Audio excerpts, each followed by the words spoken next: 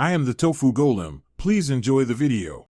In this video, I will explain how to cook Jamaican-style cabbage. To begin, gather your essential ingredients.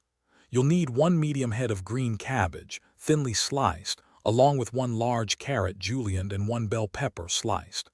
Don't forget 1 medium onion sliced and 3 cloves of minced garlic.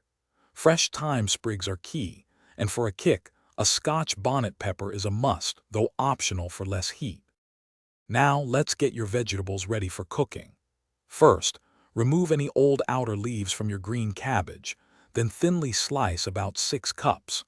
Next, julienne 1 large carrot into thin strips, ensuring they cook evenly. Slice 1 medium onion and 1 bell pepper into uniform pieces.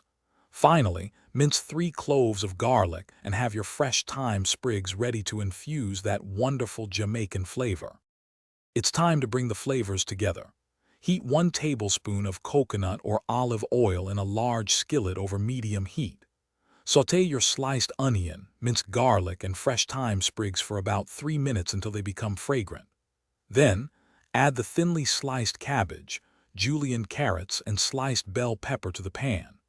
Pour in 1/4 cup of water or vegetable broth, cover, and let it steam for 10 to 15 minutes.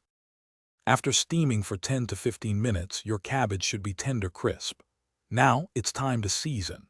Stir in 1 teaspoon of all-purpose seasoning, along with salt and black pepper to taste. For an extra touch of richness, you can add 1 tablespoon of butter. Give it a final stir, and your delicious Jamaican-style cabbage is ready to be served warm.